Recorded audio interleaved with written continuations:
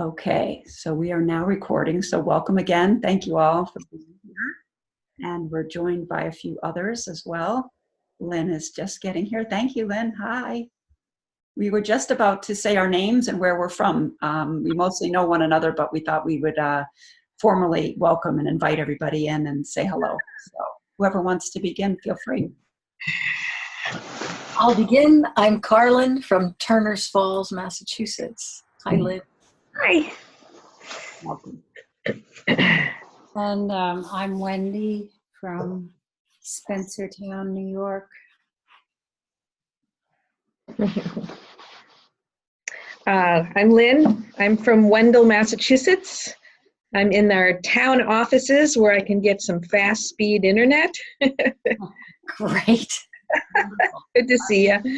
Good to see you. And hopefully they're going to elect you mayor or something there. Is that right? In the town offices, maybe? It's all right. Great. And Ami? Hi, I'm Ami, and I'm in Brattleboro, Vermont. Brattleboro. Great. Wonderful. And Walter was with us, and I believe he's checking in from Albuquerque, New Mexico. So could be he's having a little trouble with his feed tonight because he's in and out a few times. So we hope he will be able to be with us very shortly. So thank you all again for being here and welcome. And I will continue with this sharing. Oh, would you like to say your name? Is that, oh, great. Hi, Patty. We're just saying names and where everyone's from. So if you want to share your name and where you're from, that would be great.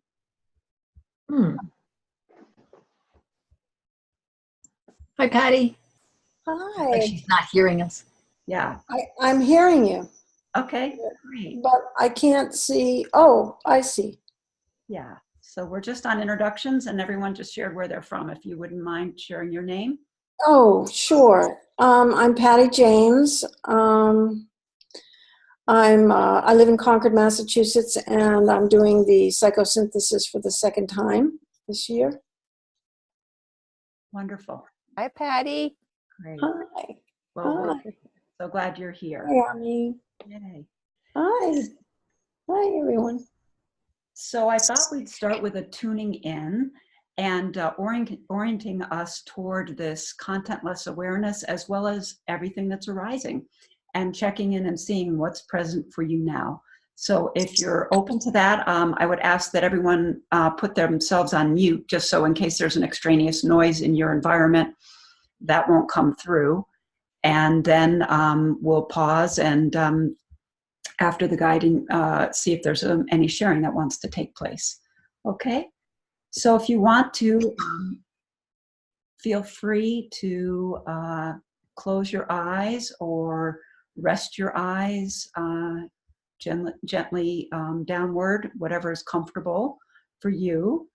And if you're inclined, again, just feel free to settle in a little bit more deeply into the chair or the space that you're in, whatever you're sitting upon. And just feel your whole body present. And feel yourself inhabiting the body from within. Feeling your own presence in your toes, in your feet, in your calves and knees. Feeling your thighs resting on whatever it is you're sitting upon. Feeling into your hip sockets. And the hip socket connects us to the thighs and the pelvis. And notice the bowl of the pelvis. Allow yourself to feel yourself connected to the seat you're sitting upon. That there's no space in between you and what you're resting upon. And feel yourself inhabiting your torso. Down lower in the torso. And then in the middle where your heart center is. And up a little higher. And feel into your shoulders. Perhaps first the left shoulder. and then the right shoulder, and both together.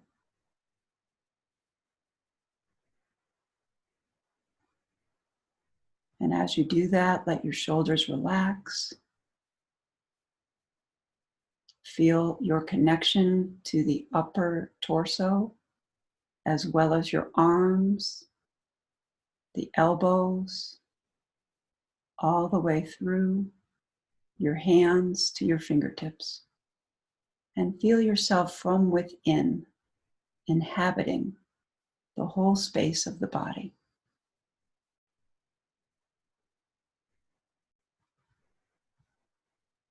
And feeling as well the throat area, noticing all the way through to the back of your neck and the way your neck connects you to your head. Feel your mouth, your tongue. Inhabit the space in the mouth, traveling from the mouth through your inner eardrums to both ears, feeling your own brain, inhabiting that fully, your forehead,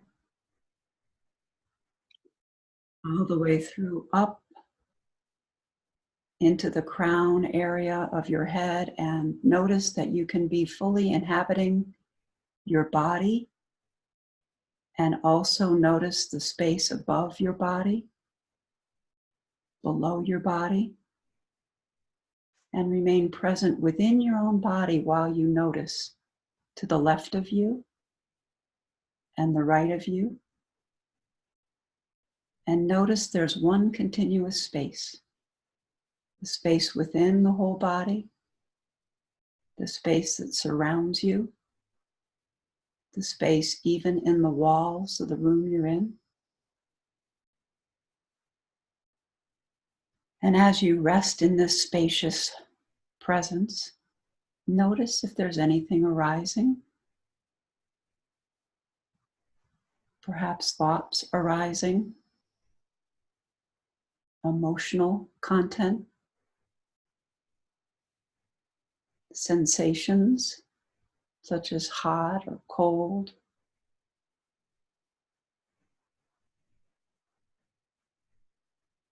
And again, come back and notice the space in which all of that arises. And rest as the spacious, contentless field, while being aware of everything that's coming and going in your present experience.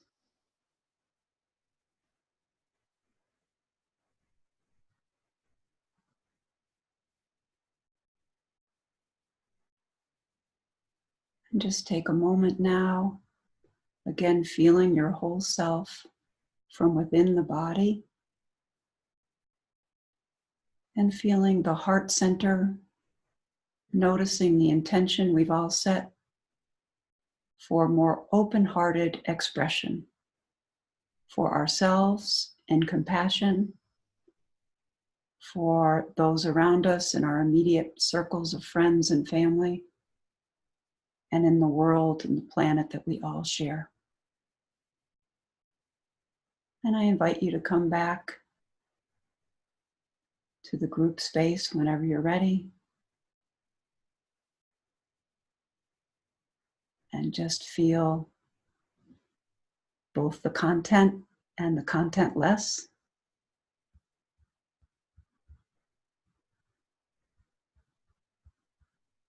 Right. And if there's anything that you'd like to share from that, you can feel free to unmute yourself and share, but there's no need to do so if you want to just rest as that awareness.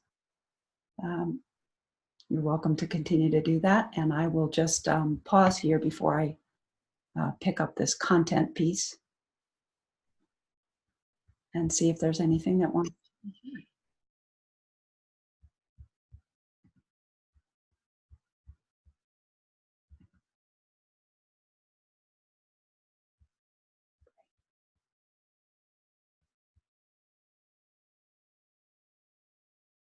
Okay, so I don't see a hand or hear anyone, so I'm going to jump in here with what you saw ahead of time, that what we're doing here, as you can see from the slide, is really what is called sometimes in meditation practice as direct path meditation. We are focusing on the nature of awareness itself. We are looking into this spacious presence and allowing that arises and the changing movements of that to be here. So we have our attention on both, but I'm in a sense directing and inviting us all to look into the nature of awareness itself. So that's just by way of orientation. So you have a sense of, in case you hear people speak about these movements, sometimes it's just nice to know what's spoken of. And in that, sometimes what you'll see, mindfulness practice often begins with more of the progressive path. You might choose an image to focus on as a way to train your concentration. And there's a sense of being just open and available. And there's still a real sense of the I or person present. And it's not that what we're doing with this direct path material is not also welcoming and allowing and being present with the I or myself as I feel myself personally, but we're giving at least equal, if not even a little bit more attention right now to the space, and our emphasis is on inquiring into what's really true, what's really going on. And we're, in this sense, connecting Asajoli's primary emphasis on that they're not two I's, right? The personal and the transpersonal, that there's one I, right, in which these things show up in a bit different form. So in that perspective, since our session today is on meditation, what I've put up here is giving us, the way I sense this is a basic orientation, that when we stop and we drop in, as we did in our opening, to the awareness itself, we can notice that awareness isn't coming and going, and that it's always spaciously greeting. We could say unconditionally welcoming, completely accepting, and not separate from anything that's arising. That all of it is here together, and that we separate them out to kind of understand better, but in truth, these are all co-arising. And the really, I think, important piece here is to get that awareness itself is already accepting, already completely allowing, and it's not trying to fix or change or alter or fight with anything that's arising, right? We're welcoming what's present, and in doing so, that peace and spaciousness of awareness, in a sense, almost reveals itself more fully to us as our deepest and most true self. But again, that's for you to experiment with, and I invite you, as always, to be curious and check it out, never to take my word for it, but to see if that's not true in your own experience. So I just want to pause there and see if anyone has any question or comment. Is that something that feels comfortable, makes sense? Just checking in. And again, no need to speak, but if you want to, again, I invite you to share whatever's alive for you.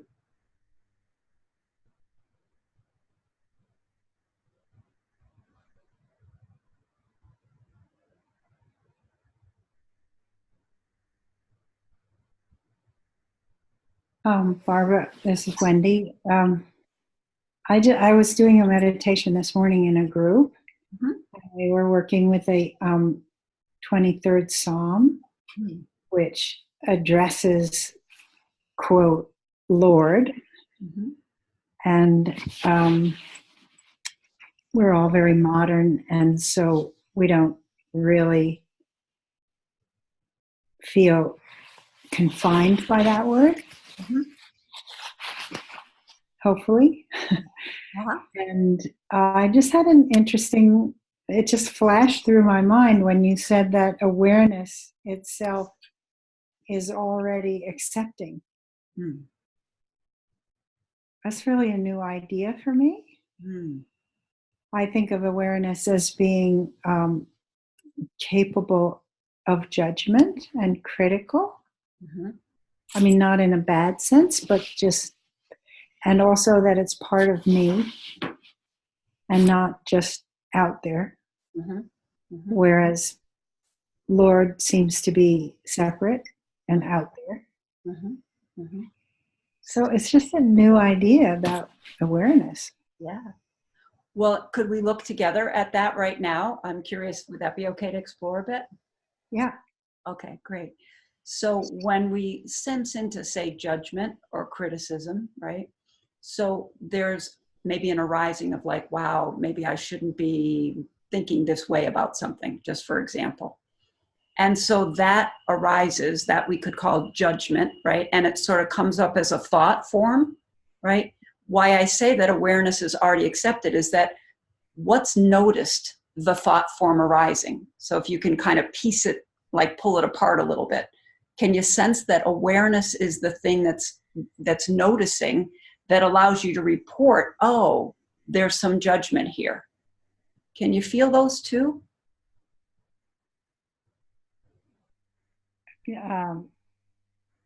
Yes. Okay. I wasn't so much thinking of judgment even as being critical, but just as being intelligent somehow. Okay. Yeah. Yeah.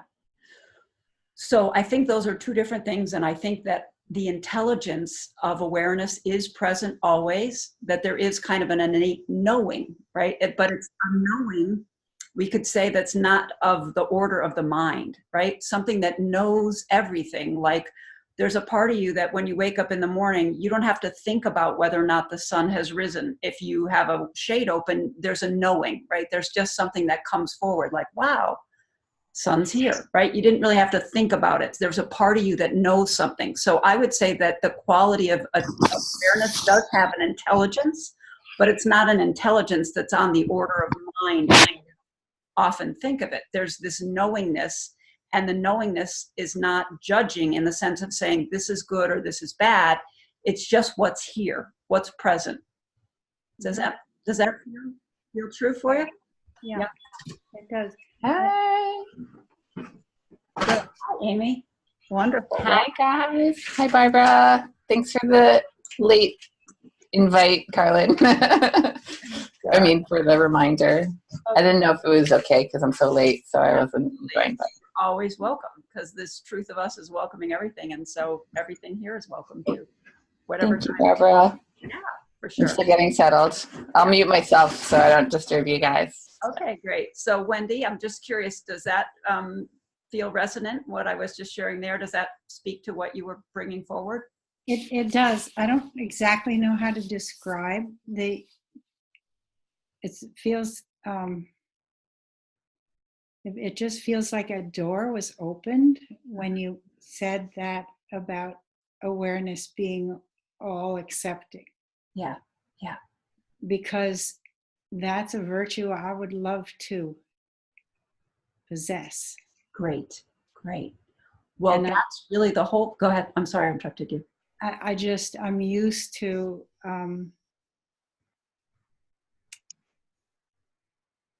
it's just interesting because in the other meditation group, we're working with prayer right now. And prayer is kind of other directed in my experience. Mm-hmm. And it's just very exciting to think that I could direct my prayer to my own all accepting awareness. Mm-hmm. Mm-hmm. Yeah. Yeah, it's a new and very exciting idea. Wonderful. Well, Yeah. I just really support you in that inquiry and that curiosity, like to rest into that. And that's what our whole session really is devoted to. Like, what's it like to discover there's something already here, completely aware and accepting? Oh my gosh, it is truly revolutionary.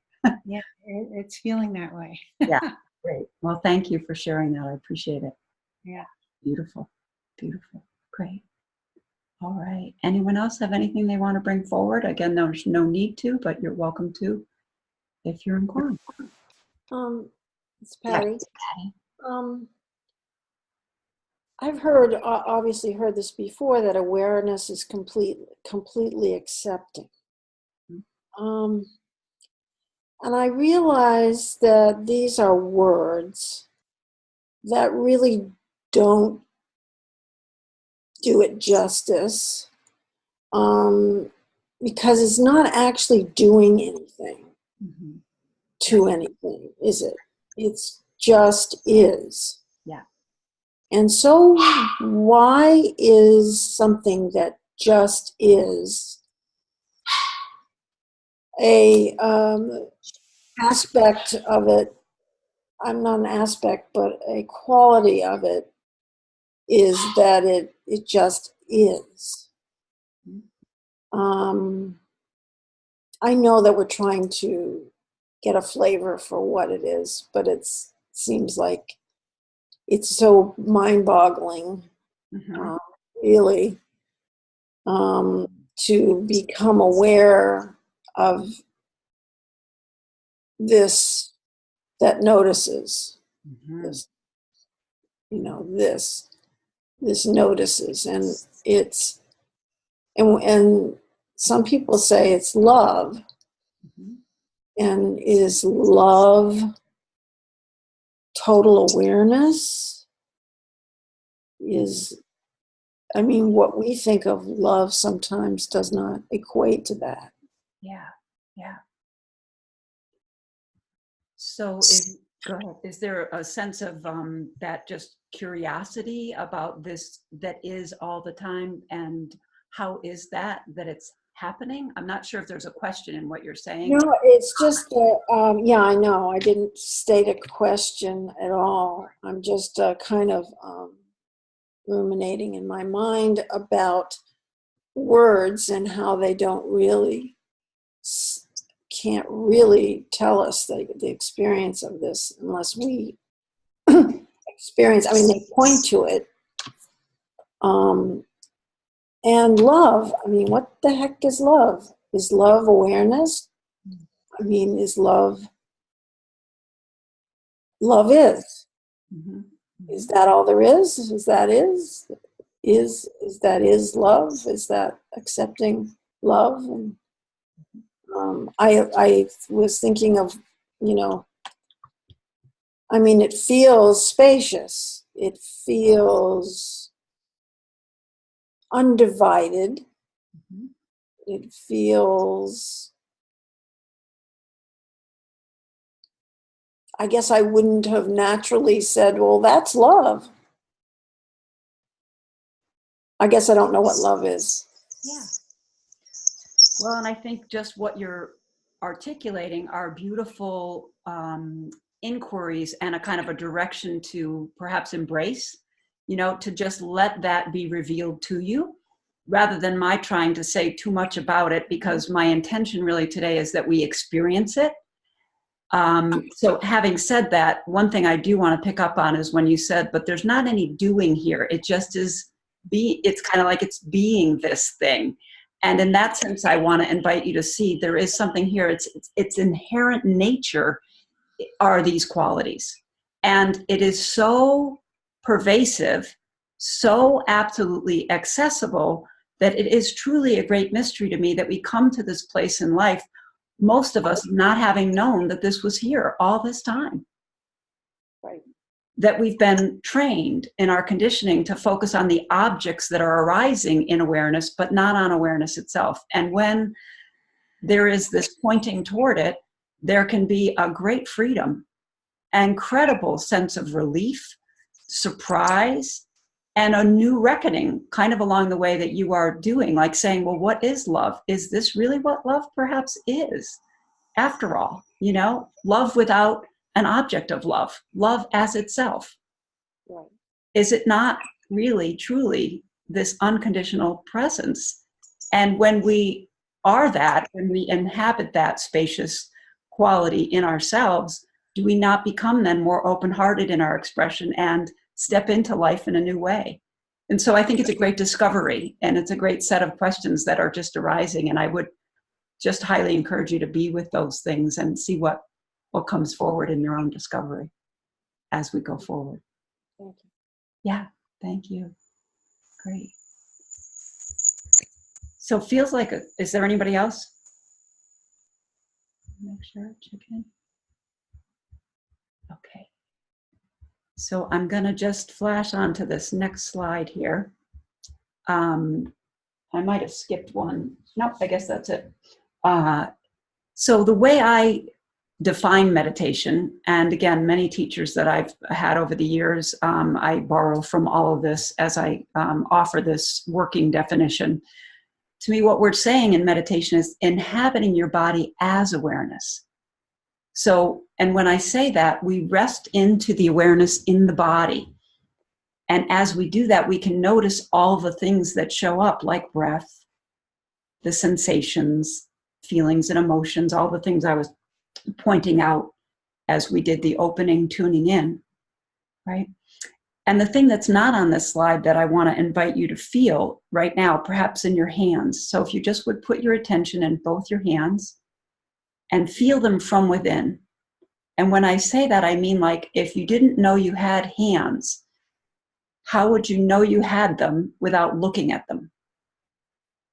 So if it helps, please close your eyes and feel one hand and then the other hand, and then both together.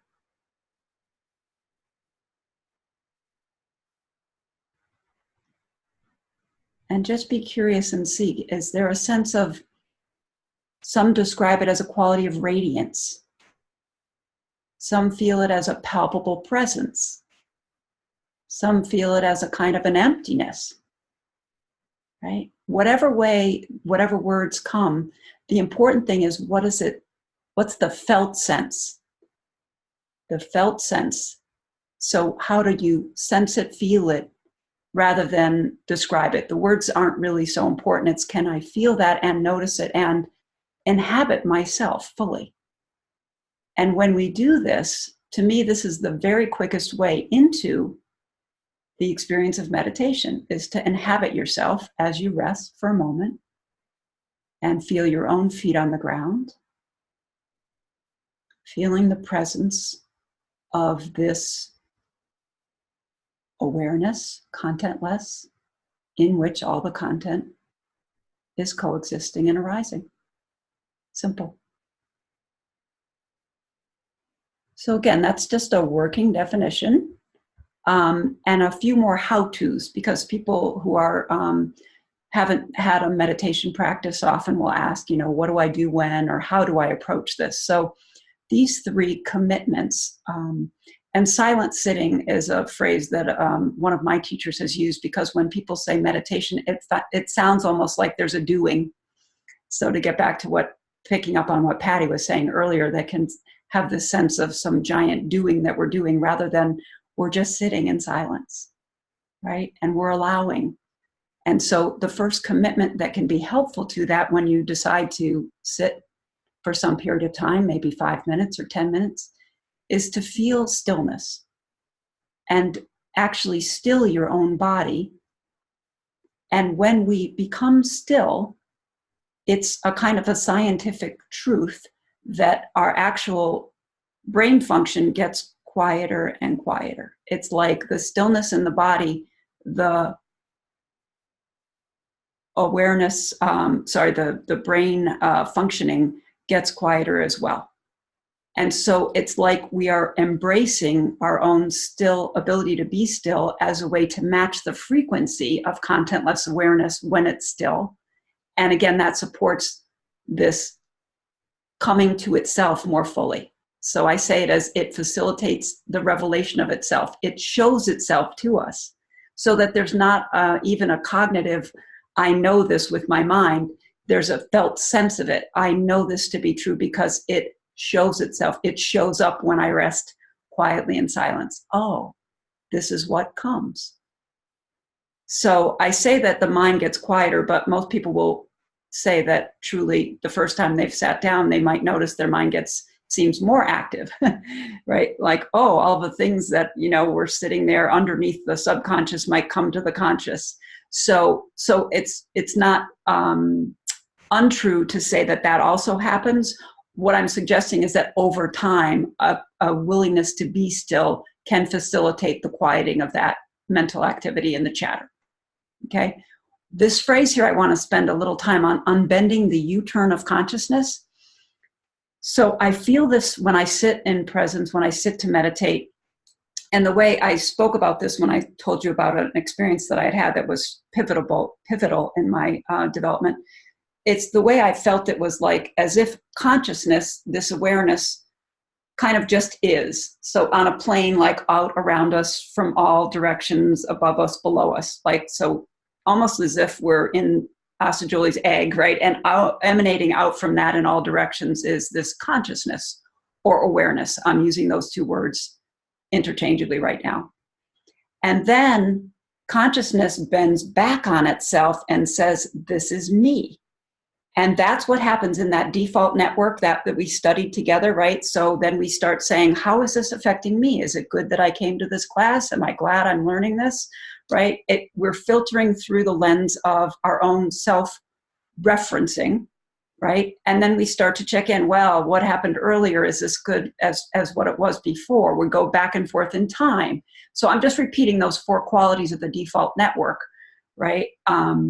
We sense into how am I in relationship to the group? Do I feel like I belong here? Am I part of the group? So all of these things are happening in what I call the U-turn of consciousness. So consciousness just simply is.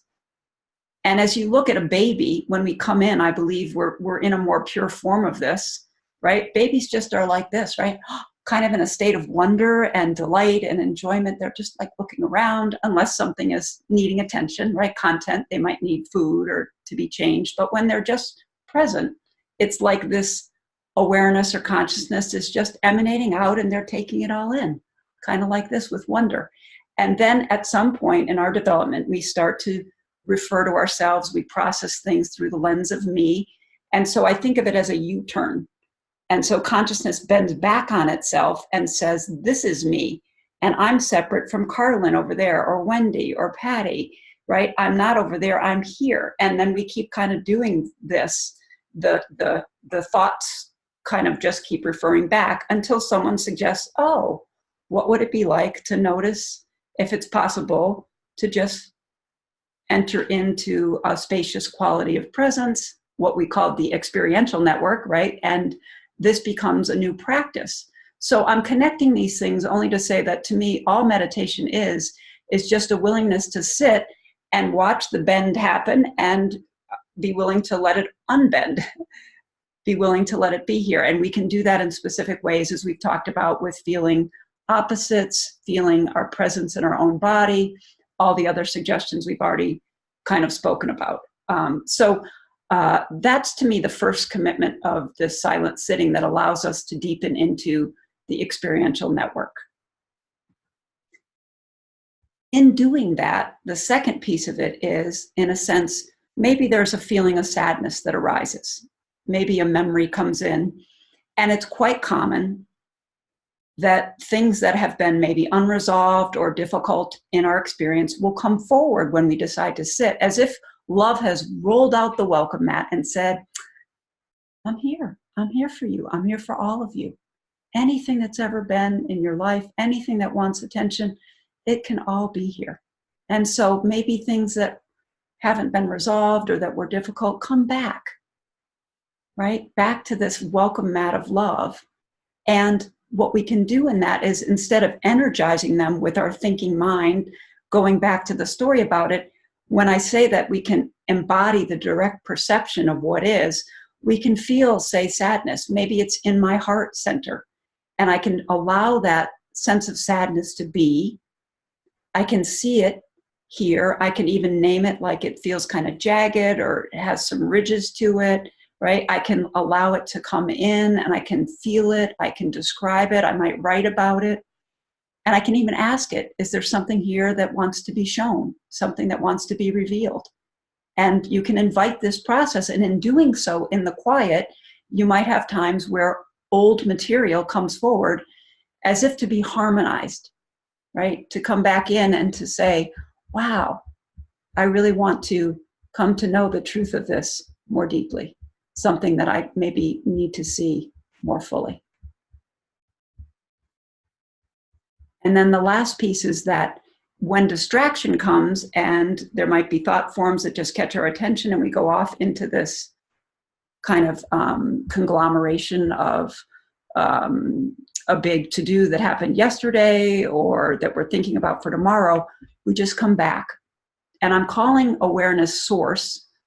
And again, Wendy, to your point about a meditation group, so in some traditions, right, they might have said that was God or Lord or any of the other names for the unbelievably welcoming, incredibly loving presence that people taste and feel when they quiet themselves, right? Which is often why, going to a congregation, a church, a synagogue can be a time when people connect to this.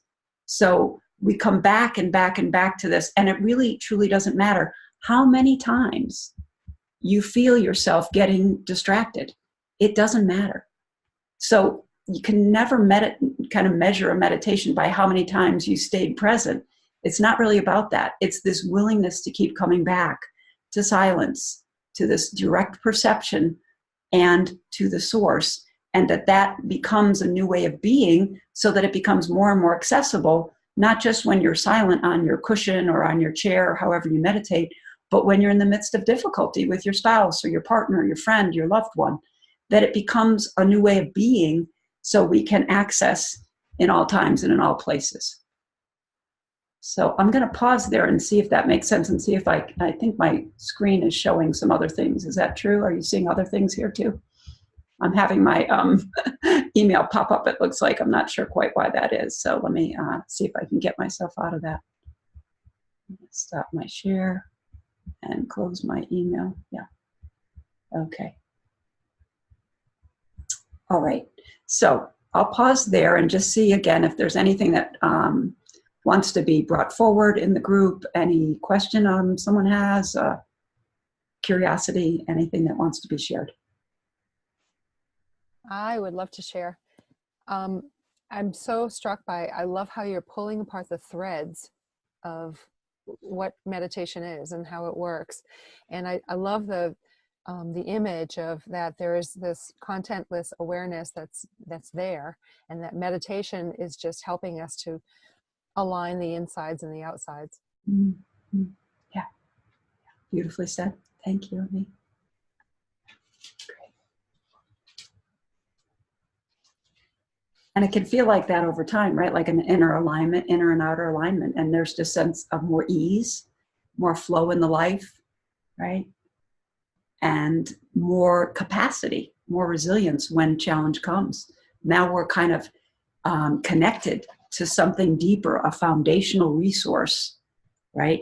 I think of it sometimes like a well, right? That I can sink deep into and know that all of this is here in the midst of whatever's happening. And now I've got somewhere to ground, a resource to drop into, to know as myself as I deal with what's happening in life. So it's not an either or. Yeah, beautiful. That's that alignment I think you're speaking of. Beautiful. Yeah, and for me too, there's two kinds of things that happen with meditation, and they're both really important. And I'm just discovering how important the meditation that doesn't bring me to peace is. There's that meditation where I drop into that quiet mind, and I just feel like I just tapped into this peace. Mm-hmm. And now I can remember again that this is inside of me. So no matter what I'm going through internally or externally, this is inside. This I can tap back into. And that's a really nice source to know that's there. And then there's this other part of meditation, which is, I could sit for 30 minutes and I don't drop into that peaceful place. But starting to understand that that's good too, because that is just time to just be okay with all the parts that are chaotic or unresolved, and just be able to look at them. Mm-hmm. And you can notice that clearly the peace had to be there, even if you didn't feel it the way you do when you dropped in the other experience you talked about, because otherwise you wouldn't be able to share, right? That it's always there noticing, because it notices all the fractured stuff that came up, right? So it's never not there. That's amazing. And yet, yeah, there are times when it's more bubbly and fermenting and spilling over, like we shook the Coke can and, right? So, but being there for that and witnessing and embracing and loving what's showing up can be part of the process at times. And that is, there's a quote, as you saw, if you looked at the slides, from this teacher, Adyashanti, that I've worked with a lot. He says, love comes back for all of itself. And so that's that movement, the being willingness to show up for everything, even when what's showing up isn't necessarily pleasant. Because if the truth of us is this loving quality of presence that always is, wow, resting as that means all the stuff that hasn't been resolved gets to come forward. And sometimes it's really life-giving, and maybe we get an insight and an aha, something gets resolved that was there for a long time. So this is some of the beauty of meditation, right? But when we go in looking for a specific outcome, like I want to get quiet and I want to get peaceful, we can refuse, right? And that creates tension and difficulty. And now we've added that layer on top of all the stuff arising. We've got also our resistance to what's arising, and now we're in a big stew. So again, the process is just, can you come back? Just come back. Just come back and just rest. See what's here. Yeah.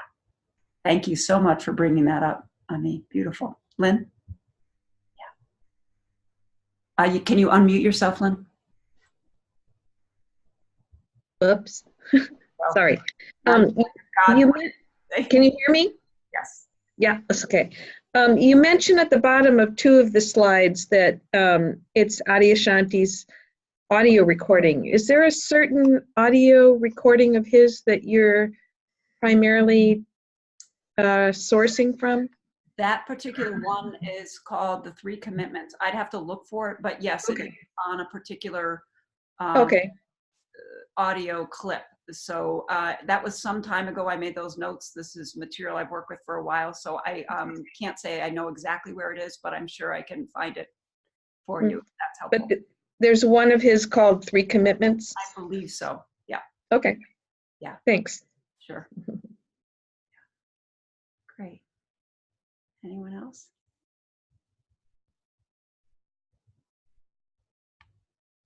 Yeah, Amy? There I am. I was trying to unmute.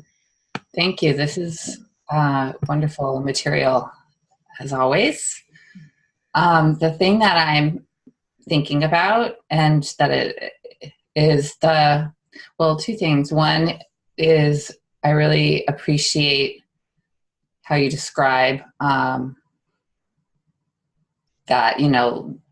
that there's this loving welcome mat for all that's coming up, and that you can just experience it and maybe name it and feel your way into it. And I've come across that piece in Peter Levine's work, somatic experiencing guy, and in other places. And I'm just struck by the simple power of that. I mean, that seems to me that, that's Peter Levine's, this is trauma work that people, of course we all carry trauma, and this can be the struggle to move through things. And I feel like what I'm hearing you say, I think, and what I've heard, I'm just putting the pieces together and being struck again, but it seems like really the work in the end of moving through anything is just being with what's arising long enough for it to feel through itself, or to resolve. Does that seem I'm curious if you have anything to say about traumatic experience in particular, and if that resonates with you, and just to and the last thing I'll put in before you speak about it is I remember hearing I can't remember the source, but I think it might have been one of the books Dee Furman has quoted. I can't remember. That's not really helpful. Anyway, I remember hearing somewhere that an emotion takes 20 seconds to when you're really feeling it. It's just a 20-second process, and then it's done. you know, and so I feel like that's really, we hold it off, and we hold it off and we don't want to experience it. And, you know, we're in all of our default network stuff, not, you know, holding it off. And then the moment we really, really receive it and be still with it, it's 20 seconds of feeling and then it's done. Does that sound true to you? I think that's absolutely true. And it depends on how problematic, if you will, that material, how deeply it was lodged in our system. So in some cases, it might be 20 seconds. And other times you might be visiting that same material for a very long time, over a period of years even. You know, I know there's some things that are more difficult and more entrenched in us. So I think the willingness to be with what's arising is absolutely essential. And my experience is that this that we are, this welcome mat of love, as I talk about it, this that we are has this alchemical ability. So what you're describing, it like it has a transformative quality, that when it meets something and when the arising is allowed to fully meet what is here already as love, as this quality of unconditional acceptance, then it is harmonized. Like it's like love coming back for itself. It's like this that's bound is not other than this love, but it got bound up in a trauma. And so when it comes back to this, and if it's held here long enough and just can be with it, it like can unwind itself back into its own nature too. That's where you get the sense of the unity of all things. It's like this that feels separate, this that feels bound like a trauma or a difficulty, gets to meet itself as the love, and then it unwinds and then it rests back in. And just to give an example, for those of you who have maybe a niece or a nephew or a child that's ever stayed in your home that's had a bad dream, if you have children, you might remember them coming knocking at the door and saying, I've had this bad dream. And what do? You just open your arms, you welcome them in, you rest with them, they come and rest next to you in the bed, right? And then somehow that settles and then they can go back to rest, back to sleep. It's kind of like that. It's like, can we be with what's here in a loving and tender way, even our most difficult things, you know? And when we say like, I can't do that, right? Maybe there's something horrific, and there are horrific things that happen to human beings. There's no two ways about it, you know? You say, I can't be, but I know there's a part of me that can. So that's what we're establishing, is what's the resource that's here, irrespective of me as my personal self, right? This that is transpersonal, it's beyond myself as an individual, and yet I know it in my individuality, both and, right? So it's like, can I be with that even when I don't feel like I can bear it? Can I bring forward this material or let this arise into this spacious awareness when I know that I have the ability to access that moment to moment, because we're discovering that it's never not here. Yeah. Thank you. Yeah, absolutely. Beautiful. Yeah. And so I say trauma, yes, capital T and big T, everything from the most horrific to, you know, when you were little, maybe there was a noise over your bed at night that came from the light, was buzzing, and it kind of really, if you're a sensitive person, it was so annoying and it got in your system, and you have a kind of contraction when you hear a noise like that. You know, that too can be set free. So it can be anything from small things to big things. You don't have to have a big trauma background to find this way of working with things that are in our systems and in the way we've held ourselves. Yeah. Yeah. Beautiful. Thank you for bringing that forward. Thank you. Yeah. Great. Anything else?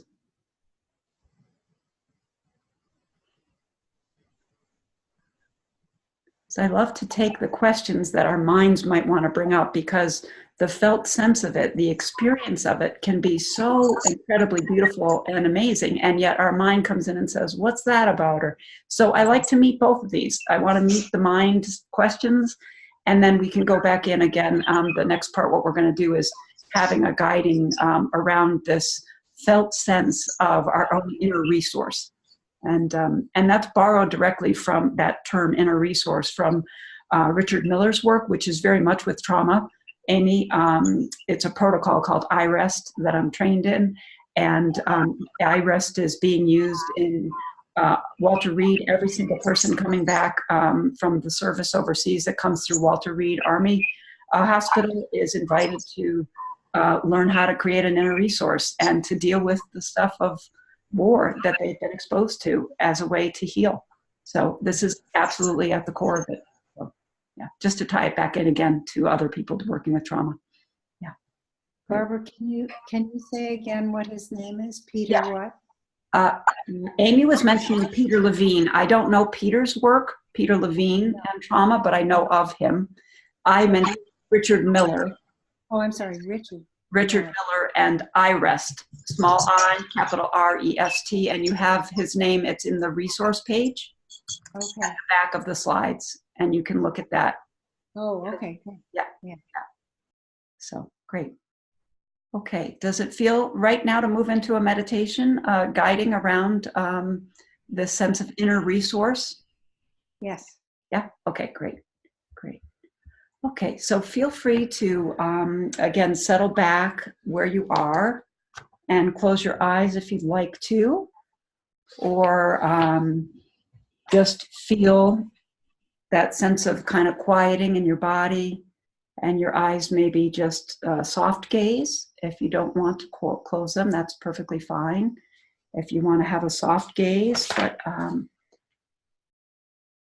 just that sense of resting and getting comfortable and feeling ourselves in the body.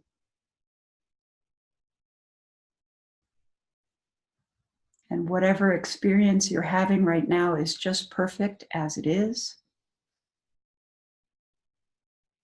Reminding yourself there's no need to fix or change anything. That what we're doing is moving into and resting as this that is already and always here. Presence itself as it arises in our physical presence.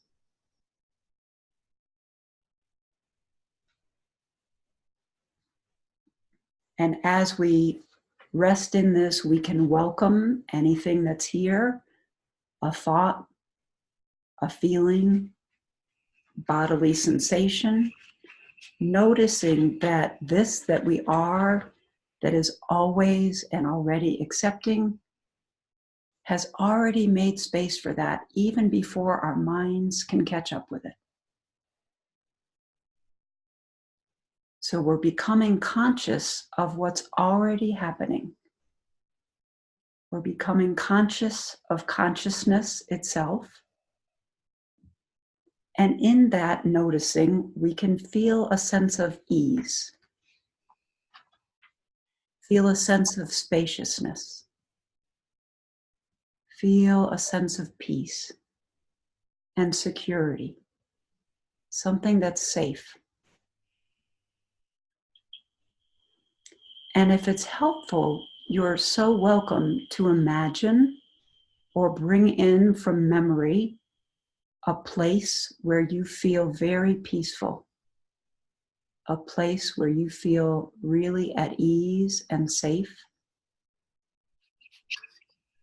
And when you bring that forward, notice the sounds that you would hear in that place. Notice any of the feeling in your body that you get when you're in that place.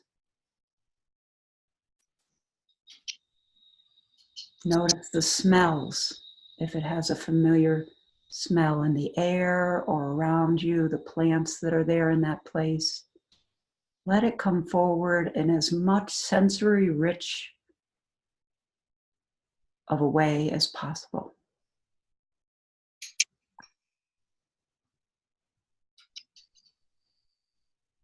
Perhaps for you, you feel safety with a certain person, or you feel safety with a group of people, a circle of friends. If that's true for you, allow that to come forward.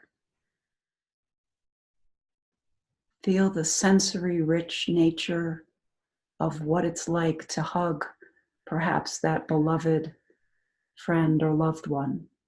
What it's like when you feel safe with that person or group of people.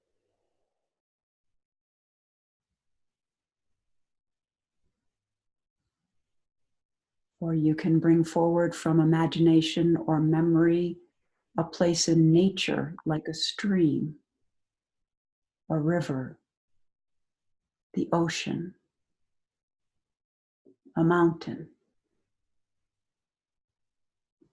Wherever you feel at home and peaceful, you feel safe and secure. A place you know you can come to in a moment's arising. And again, allow yourself to feel that with as much sensory detail as can come forward. The sights, the smells, the sounds. And notice where you feel that in your body.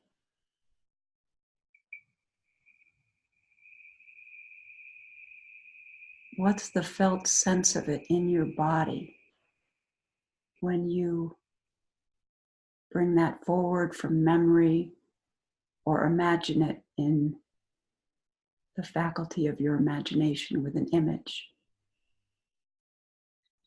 And just let this be revealed to you.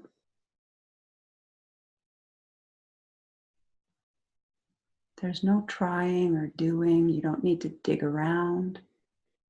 Just sit quietly and invite this to come forward and let it really nurture and calm and permeate your whole being.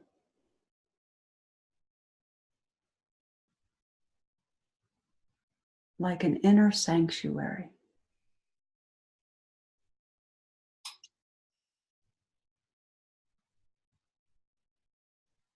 And feel yourself resting fully in your body, inhabiting your body, feeling your inner resource and the sense of supreme peace and calm and safety.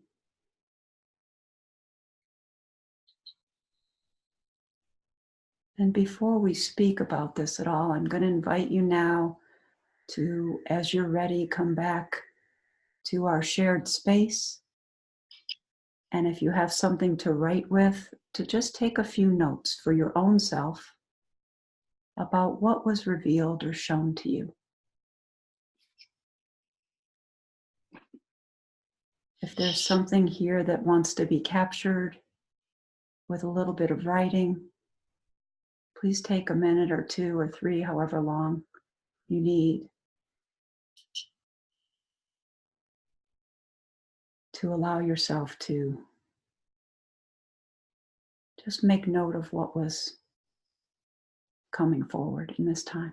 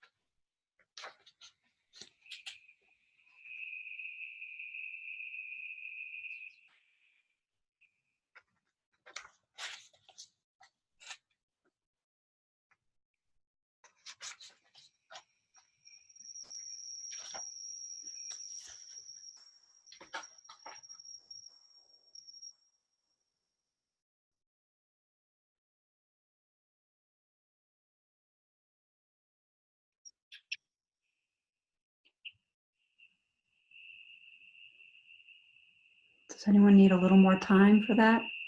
Just raise your hand if you want a little more time.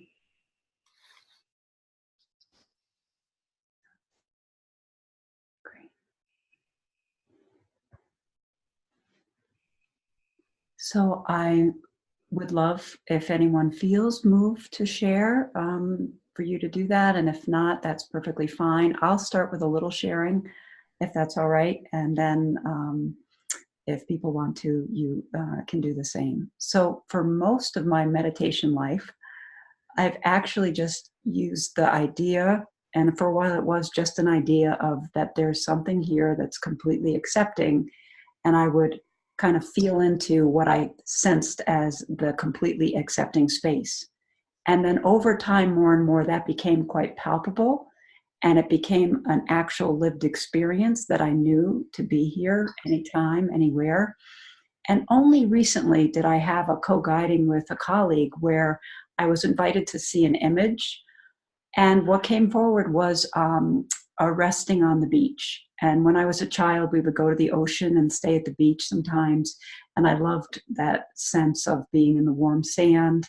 And so the sense I got was that this place of meditation could have also that sensorial quality. And sometimes that image just comes forward spontaneously. Other times it's an imageless sense, a felt sense of this quality of beingness. Just as I look back on my own life, and I think you could do this with me now, you can just notice there's something that's always been here through every age that you've ever been. It's just a quality of your beingness, right? Something that's can report back what it was like to maybe feel very young, something that can report back what it was like to be an adolescent. This quality of our being that's always been here, no matter our age, right? So again, it can take many forms, but primarily what's good to know about this is that if we can feel it in the body as a felt sensorial experience with kind of a rich way, then when we're in the midst of what might be a very difficult set of memories or a storm or traumatic something, when we can access that quickly, we can know that we're safe even in the midst of difficulty, even in the midst of something coming forward. So if this meditation didn't do it for you, I would just invite you to come back to this over time and see what wants to show itself to you as a way to anchor yourself into awareness, into the quality of complete acceptance, love, beingness that's here already and always through all of our lives. So I'll pause there. Anyone else want to share anything that they've used or worked with or that came forward in this? I would like to ask you a question. Sure. You seem rather calm, very direct. You seem very happy. How long have you been meditating and feeling that sense of peace within you in difficult situations? And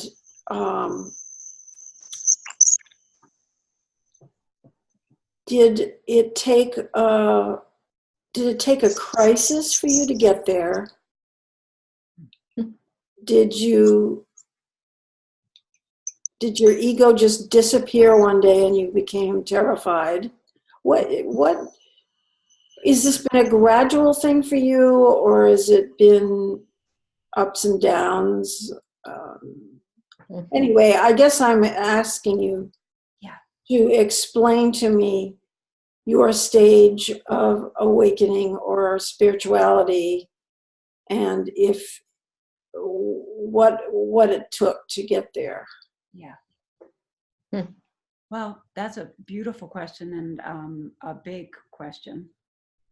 I don't want to take a lot of time just because I don't want this to be all about me, but I will say simply that it's all of what you said, ups and downs and gradual. There have been peak experiences. There have been crises.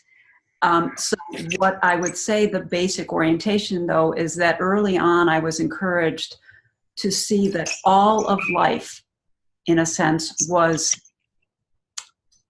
here to serve the awakening to this true nature. So I realized early on that anything that could come up could be an ally, that none of it was a mistake. And I think that's really important and helpful so that you can see that your life as it's unfolding in all of its beauty and difficulty is exactly what you need to wake up to this fully.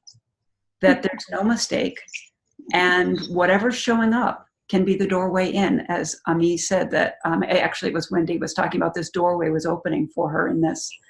It's all the doorway every day. And so there have been peak experiences, which I'd be happy to talk with you in a one-on-one and tell you more about my journey.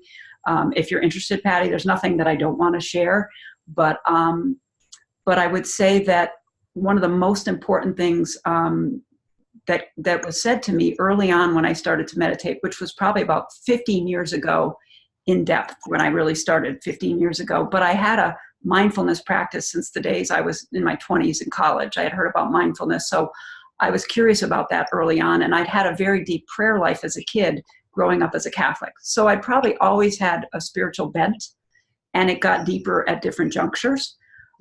But the piece of information that I was going to say was Thich Nhat Hanh. I was on a retreat with Thich Nhat Hanh, who was a Vietnamese monk and a beautiful soul. And someone asked him a similar question to what you just asked me about his own awakening. And he said very simply, without a lot of story, he said, you know, a person can wake up many times in one day. And in the end, I really think that's really as true now as it ever was. Because there are moments when there's forgetting in this life, and I wouldn't say my ego has completely fallen away, although there have been big chunks that have been seen through, but they still arise, and I don't make those a problem. That's what I've learned. You don't make that a problem. As if somehow we're going to like cross a finish line, raise the enlightenment flag or the, you know, fully realized flag and like call it good.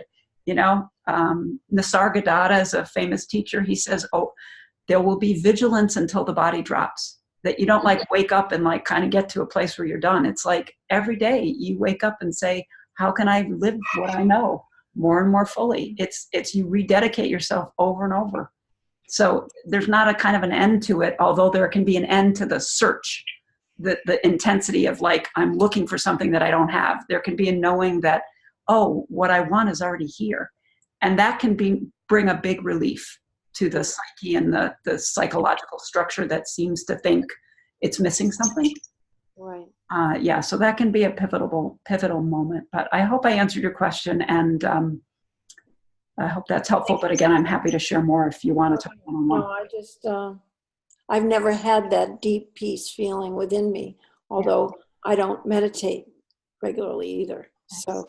Did you Sounds feel like- a little peace in some of what we've done already today? Have you been able to access that? Okay, great. Start there. That's where you go. Just you rest into that, and then little by little, what you give your attention to blossoms. Okay. Yeah, you can trust it. It is a guarantee. Absolutely true. This is not a negotiable. This will show itself if you give it your attention. It's here. Okay. Thank you so much. Len? Yeah, go ahead. There's a few things. First of all, it was a really, really powerful, precious meditation. Really, you know, I was right there in that space of contentless awareness and self, human and being. Mm-hmm. And, you know, I just notice that when I open my eyes, you know, I try to sustain that awareness so that I'm walking with that bifocal vision, you know, walking with that felt sense of both. But I notice how quickly it fades when I open my eyes. Okay. You know, like even right now, you know, I'm not as the vibration, the frequency of that contentless awareness is not as, I'm not sensing the vibration as much as when my eyes are closed. Mm-hmm. So I guess the question is how to sustain that dual awareness with eyes open. Mm-hmm. Yeah. As much as it is so deep and palpable in my eyes are closed. Mm-hmm. Mm-hmm. Yeah. That's one question. And the other question is, when you do the guided imagery, is there a certain way you're doing it to evoke the depth of that meditation? Mm-hmm. Have you? Yes, I'm inhabiting it. So my intention is to transmit that. Mm-hmm. It's not a mental, I'm not trying to describe it with my mind. I'm inhabiting it myself and trying to inform as I speak so that you feel what I'm feeling. So that's called transmission sometimes. So absolutely, that's there. And to the other question about how do we sustain, it is a practice. It takes patience and persistence, 3 P's. Practice, persistence, patience, right? So, and it's only recently that I've been practicing open-eyed meditation. And I'm finding that very helpful. And it's more like a segue into, so I'll meditate with my eyes closed. And then I will notice that as I open my eyes and the world appears, that is aware doesn't disappear. And I can feel that. And the reason I can feel that is I open my attention as I'm walking around in my house.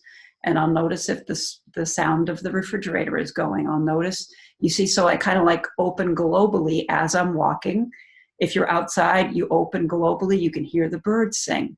You hear sounds in nature that you might not have been aware of. So you're willing to give your attention to something other than the objects of attention that are normally arising in your own personal psyche and consciousness, right? Because this is like just a habit. This is how I feel it, right?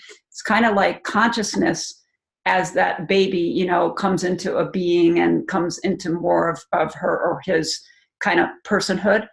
The way I feel it, it's kind of like consciousness was just always around, right? And then it sort of like kind of closes in on a person around them, almost like an orange peel. So this is the way I feel it. And then if you do this practice, then little by little, that orange peel kind of like opens. You know how you peel an orange away and then the orange shows itself and it's so delicious, right? And it's really yummy and juicy. It's like that. But sometimes it closes, consciousness closes around and identifies. So it's the identification with the contents of consciousness that is happening when you maybe get up because you come back into your conditioned way of being in the world as you walk. So then you practice opening that while you're walking. So maybe you're going up the staircase of your own home. What's it like to feel 1 foot at a time? Feel your presence in your feet. So remember the first time I was talking about that self-compassion, brushing your own teeth, slowing that down, letting yourself have some time in the mouth that's so rich with sensory, right, that connects us to the direct experience, right, and that neural network, right? So anything that you think to do this with can become the practice. And the more you do that, and I'm using it a lot with eating right now. I've been struggling in my middle age with some weight that's come on that I'm not feeling like belongs to me. It's kind of like, really? That doesn't seem like it's part of my body and it's here now. So I'm like, wow. So I'm trying to be with food in a new way. I'm chewing more mindfully than I ever have. Sometimes I'm counting the chews. I'm counting the number of times I'm chewing my food to just slow it down that much. And as I do that, I'm feeling the food in my mouth, allowing the taste to come forward, savoring it more, the smell of whatever I'm eating, so that I'm in the experience, inhabiting the body while I eat. So I slow myself down, feel the food, I'm with it in a new way. So anything you do can become the practice. Anything. Whatever you're drawn to or inclined to, if you walk outside in nature, that can become, and it can become many things. And it's just that willingness over and over to kind of open to, in a global way, what's already here, what's noticing, what's feeling, and resting back. Sometimes in Zen, it's called the backward step. Step back into the awareness that's here, and you kind of move through the life from the quality of awareness itself, rather than from the conditioned mind and my echoic structure and the way I've organized myself around certain personality characteristics or qualities of my physicality or whatever it might be. Yeah. Nice. Thank you. Yeah. Beautiful. Good. Great. Anything else with that? So I'm taking some time here with this because it feels like this is so hugely important. And I'm glad I gave the slides to you in advance. So you know that I put in there that, there can be these, what are sometimes called abreactions or catharsis, right? When we rest as this openness. Again, anything that was bound might say, oh, yay, giddy, you know, like, great, she's there now, you know, and there can be these, you know, arisings. So I gave some things that I think are pretty self-explanatory in the slides. So I'm not going to try to jump into that and go through each one unless there's specific questions. But I'm happy to go there. It just feels like this was so important that we all get a sense. If you can get that felt sense of this unconditional, spacious nature that is our inheritance. It's our essential nature. It's what's here.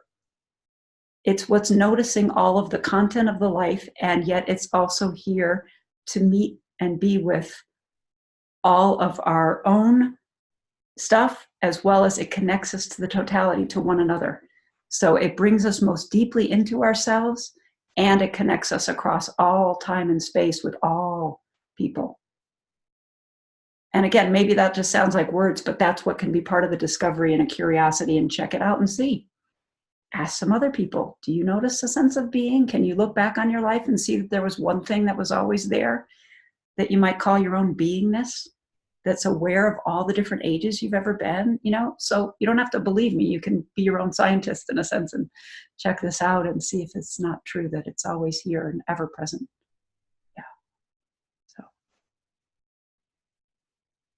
again, I just want to pause, and I'm not afraid of silence. So I do create space in our time together, and I hope that's okay with everyone, that there's space and time for processing and integration, questions or comments.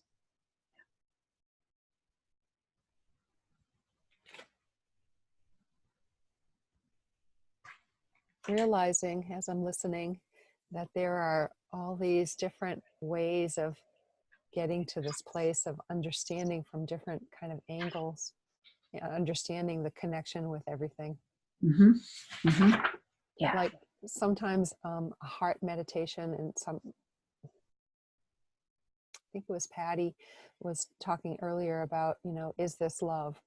And sometimes a heart meditation that really focuses on going into the heart space, the felt space, the emotional space. That makes me really understand and feel connected with that love. Yeah. And then sometimes a different kind of meditation Mm-hmm. will bring me to a place where I feel this connection with peace. Mm-hmm. Mm-hmm. And I can name those like they're different things because it feels like a different experience, even though it's the same thing. It's different aspects and coming at it from different angles, I think. Mm-hmm. Mm-hmm. Absolutely. Yeah, that's true. And they can be felt sense, like in the head region, sometimes it can feel like clarity. That's how I feel like when I feel it in the region of the head, this spaciousness kind of comes in as clarity. And then I might have insights that I wasn't attuned to perhaps earlier, or kind of intuitive knowings. Something comes forward and I just sense into what's the next obvious thing, and it comes forward in a way with clarity. And then, yeah, in the heart center, it's like a warmth and a love, right? And in the gut, how do you feel the gut is? Does anyone have a sense? Is it come differently in a quality there? Action. What's that? Action. Action. Okay. Yeah. You know, directness. Yeah. Great. Yeah, I would say engaged and engaged. There's like an engagement of the lower abdomen that is exactly what you would feel if you're about to jump up or something. There's an action, as Patty said, action is a great word for it. Mm-hmm. Mm-hmm. Yeah. Anything else? That's great. Sometimes there's sensuality, right? That's the place of our genitals, our most deep, most personal, you know, kind of, if you're in touch with a sense of yourself in a feeling of your gender, however you experience that.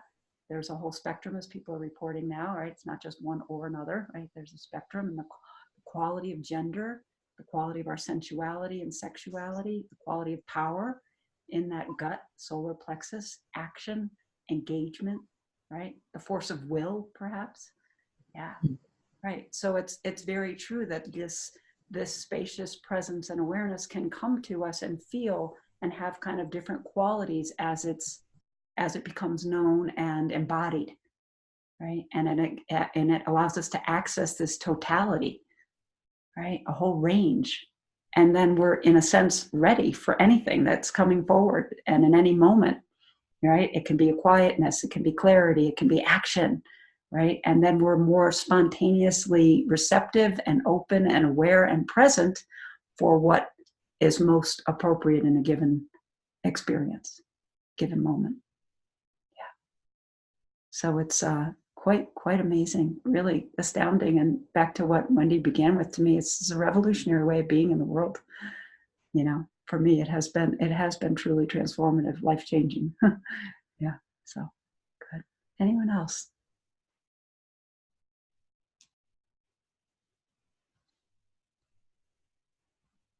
Carlin, you look a little puzzled. So, and I like a curiosity on your face. Do you mind me asking if there's anything you want to share? I haven't heard so much from you. Is that okay? Yeah, that's fine. I'm soaking it up and eager to keep trying these skills. I appreciate your offering these short meditations to practice with you. Yeah, great. Eager for another go at that. Yeah.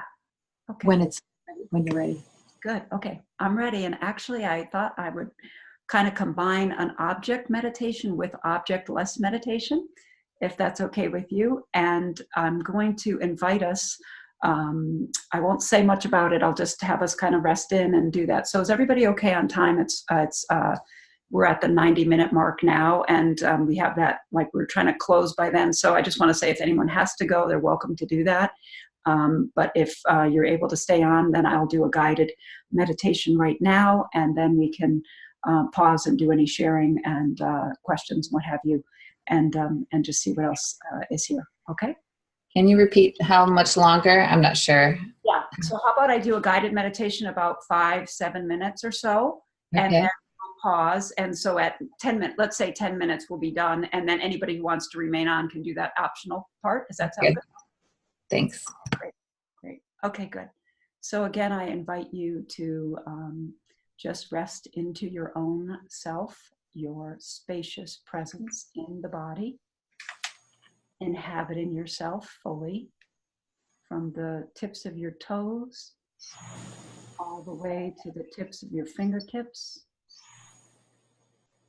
feeling yourself fully in the body, present, feeling the aliveness in the body, in every cell,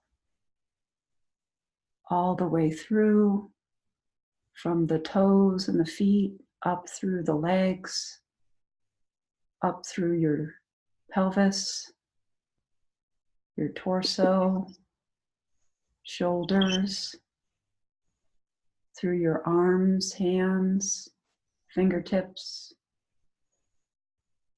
feeling the radiant presence of your own being in your neck, in your face, in your ears, your mouth, in your brain, in the whole of your head, in the crown of your chakra up above you, and feeling the spacious quality of life all around you in every direction. Life that is as it shows up in your space there. Life in all its many forms. And I invite you to imagine now that we're sitting around a campfire. We're all together around this fire. We've been telling some tales, we've been sharing. And the fire has just been there burning the wood that we feed it. And it doesn't say, I like this log, I don't like this log. It just burns because that's its nature. It transforms each log, each piece of paper, anything that itself is able to be reduced back to an essential quality, back to its original form of pure potential. So we're all around that fire, and we can see this fire. In a way, it's non-judgmental. It warms us.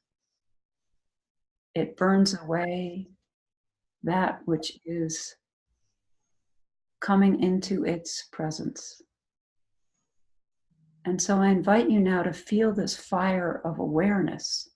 Sometimes that's an image that people use to feel awareness as either an inner flame or just a gentle presence of the purifying nature of fire, burning away that is impure or that is not serving, anything that is not true. And first, I'd like you to feel that sense of the flame in your own pelvis, and to notice if there are any beliefs that are not true for you, that have been inherited, learnings that have come down, that have not been serving you. And allow this fire of awareness to touch that which is needing clarity, which is needing to be met by love.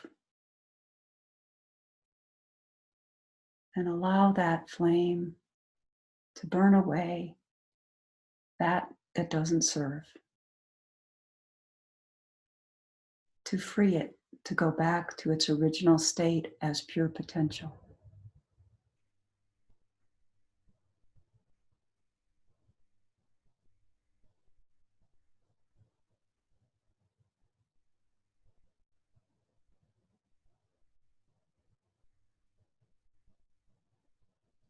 And now I invite you to see around the space of your forehead if there might not be a kind of a spot there that also you could imagine or feel a sense of a candle's glow.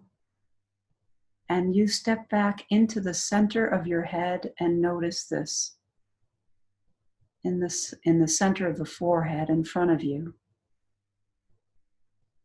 And allow that flame to just be there.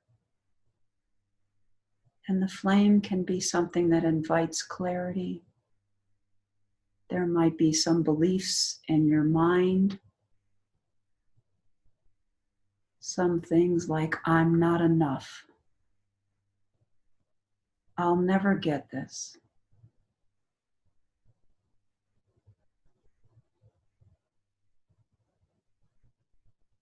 I wish I knew. And allow anything that's untrue by way of a thought or some kind of cognitive understanding to be met by the quality of the flame. Let that is not true or that is not serving be met by the purifying nature of this fire of awareness.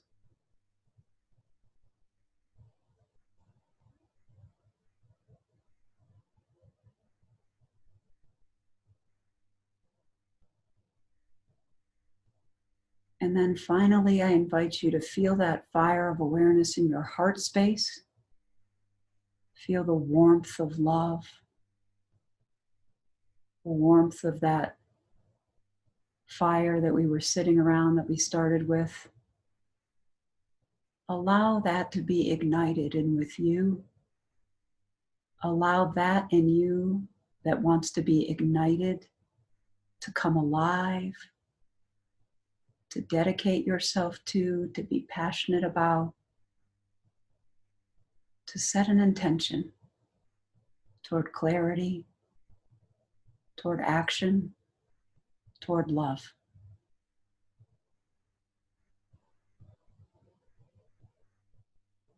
Let anything that is not true burn away in this fire of purity. Anything that has not served you, let it fall away into its own nature as the flame, back to pure potential, released, no longer needed in the embodiment that is your precious self. And feel that quality of freedom. Feel peace, feel the joy of this that is your inheritance, this that is always here, ever present, willing to meet anything with love, with joy, and allow it to also fall away when it no longer serves.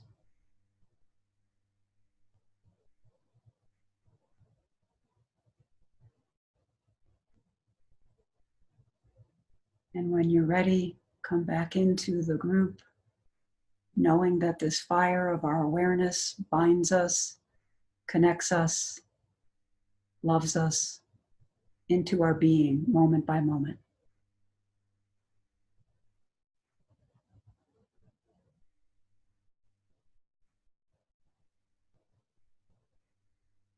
It is both our personal, what inhabits us and animates us personally, and what is shared across all persons and all time and all places.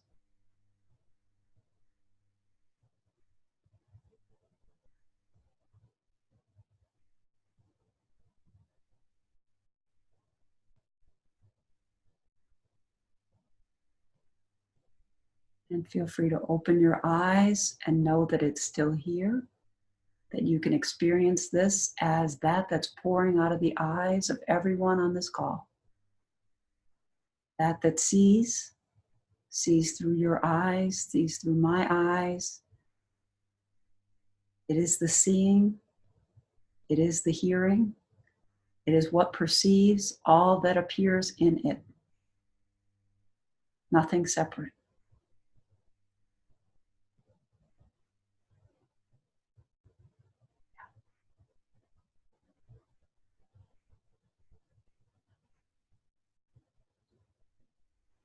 Anyone wants to share or ask a question, you're most welcome.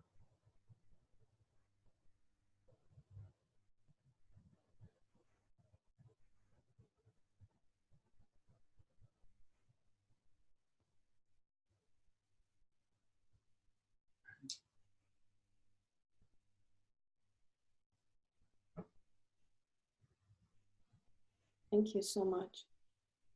I appreciate you. Right back at you, Patty. Thank you for your beautiful sharing and presence. Thank you.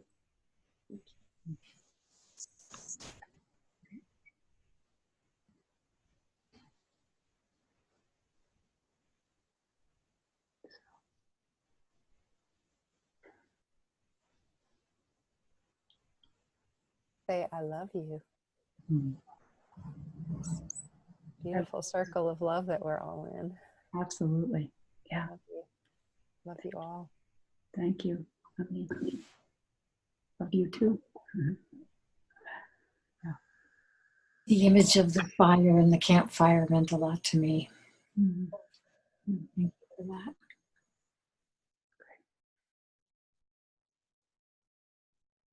Yeah, I would agree with that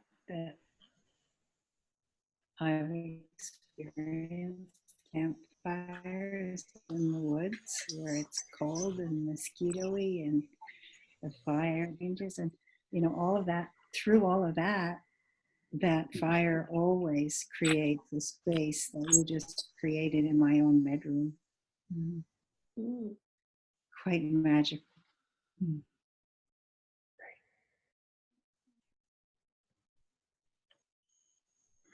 And I think what I was bringing in there is that fire of awareness, it's that transformative quality or that alchemical quality that when, things meet. And someone recently led me in that kind of a meditation around the pelvis. And I realized there were a lot of untrue things I had inherited from the Catholic Church. about sexuality and sensuality that weren't true and that didn't serve.